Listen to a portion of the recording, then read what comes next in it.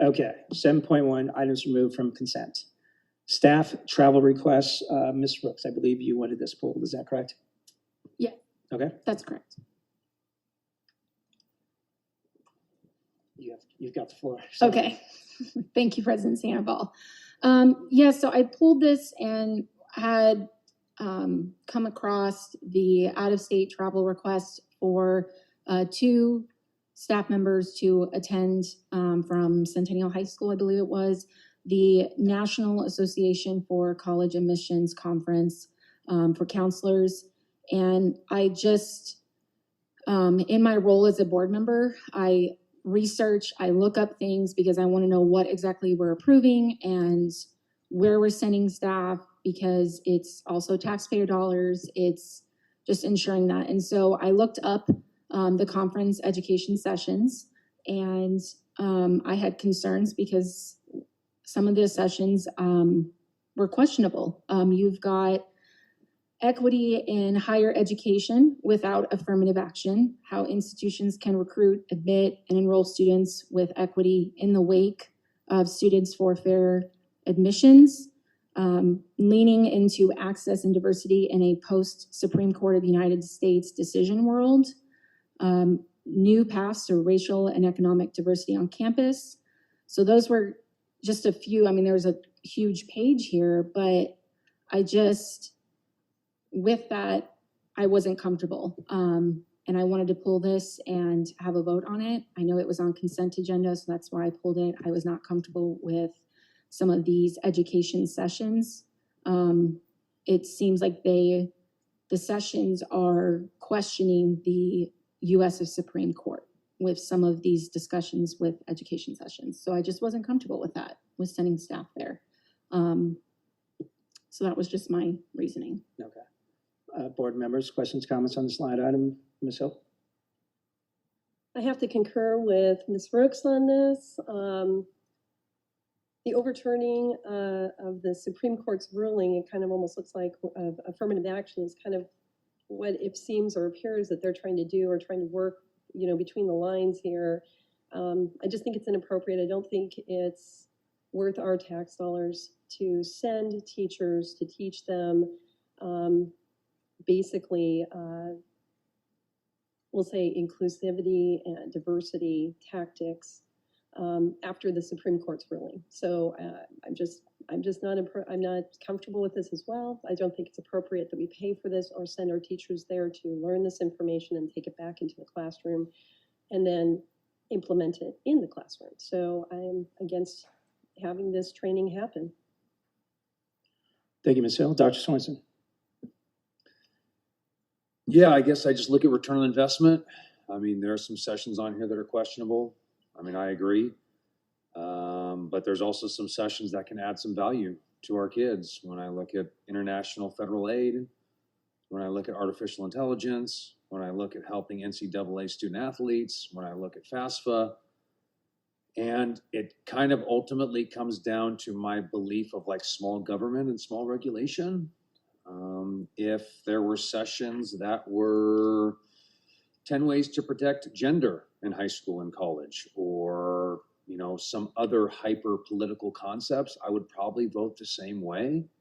That you can make your choices on what you can learn, and if our employees go to sessions and they learn something and implement something that's misaligned with what we are doing, it's not our job as governing board members. It's our supervisors, human resources, superintendent's job to make sure that they're not doing that.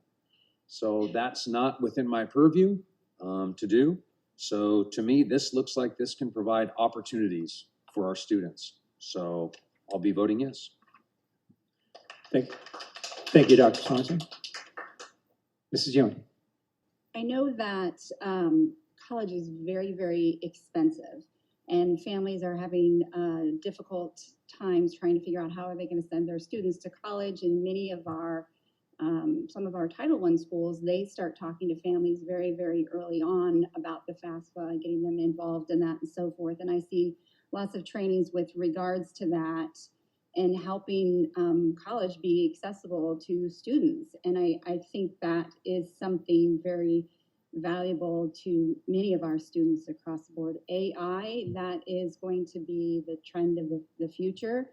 So I do think that there are some very good things on here. I also know that when our staff puts in the strategic area that they are going to be specifically focusing on, then they choose those courses that are in line with that. And its strategic area is student success. And any type of professional development that can encourage our students and promote our students to be successful beyond our high schools, I think that that's a good thing. So thank you. I'll be voting yes. Thank you, Mrs. Ewing. Yeah, you know, we talked a little bit earlier about the rich history of the Peoria Unified School District and how it's always led in upholding the promise of public education, right? Which is, you know, our doors are open to everybody, and regardless of who you are, you enter our walls, and we are going to meet you where you're at and ensure that you are successful.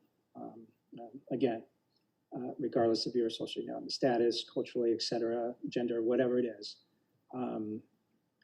you come to Peoria Unified, and we'll make sure that you have an equitable opportunity to be successful. And for me, when you talk about equity, it is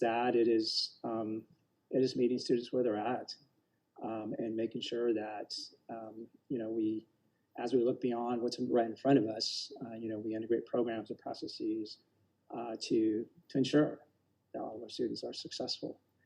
So for me, I'm always a proponent of professional organizations and our teachers, staff, et cetera, building on their acumen to be successful in the classroom and you know, or whatever the capacity is here within Peoria Unified. So I do support this travel request. All right. President Sandoval. Go ahead. Yeah, I just wanted to kind of reiterate with the conference and education sessions. Obviously, we want our counselors in high school to provide sources for students for college and applying for financial aid. And I just would think that in this day and age, there would be other educational session conferences that wouldn't have such questionable materials or presentations. So there's got to be more out there that our counselors can learn that kind of information from to provide to the families and the students. And I have to disagree with equity, because equity meant taking away the HEAP program at Estancia Elementary to lower the standards. All right. Any other questions, comments? All right. If no further questions, comments, I do need a motion to approve 7.1 staff travel requests. I will motion to approve 7.1 staff travel requests. I'll second that.